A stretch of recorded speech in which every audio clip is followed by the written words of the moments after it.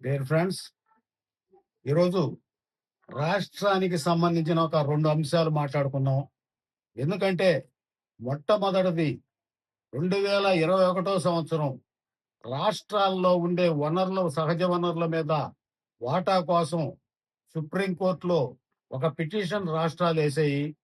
దానిలో 2024లో అత్యున్నత ధర్మాసనం 8% ట్యాక్స్ మీరు వసూలు చేసుకోవచ్చు అని ఒక సందేశం అయితే ఇచ్చింది. దాని ద్వారా ఇక్కడ only oil and natural gas దాని ద్వారానే సంవత్సరానికి 20,000 కోట్ల రూపాయల పైగా ఆదాయం ఉండే మన ప్రాంతం. కాకపోతే దీని మీద మీరు అడగొచ్చు, మన పాలకులు ఎందుకు ఫైట్ చేయలేకున్నారని. మన పాలకులకైతే బ్రహ్మాండంగా ఫైట్ చేసే ధైర్య సాహసాలు ఉన్నాయి.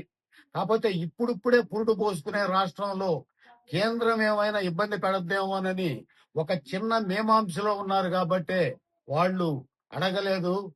ఖచ్చితంగా అడగతారు. కాకపోతే ఇక్కడ ప్రజల్లో నుంచి ఒక ప్రజా ఉద్యమం అయితే ఖచ్చితంగా రావాలా. దీన్ని నేను నేను ఎందుకు చెప్తున్నానంటే, మీ మీడియా సోదరులు దీని మీద ఒక ఇష్యూని ప్రజల్లో నుంచి తీసుకొని వచ్చి వాళ్ళకి చెప్పగలిగినప్పుడే ఖచ్చితంగా వాళ్ళు మా ప్రజల మనోభావం అని మాట్లాడగల పరిస్థితి. ఇక్కడ పాలకులు ఎవరైనా కావచ్చు, చంద్రబాబు గారు కావచ్చు, పవన్ కళ్యాణ్ గారు కావచ్చు, అదేవిధంగా గతంలో జగన్మోహన్ రెడ్డి కావచ్చు, ఎవరైనా దీని మీద వాళ్ళ మనసులో బాధ ఉంది. కాకపోతే మాట్లాడేదానికి పురుడు పోసుకునే రాష్ట్రంలో ఇబ్బందులు తప్పమేమోనని మాట్లాడడం లేని పరిస్థితి.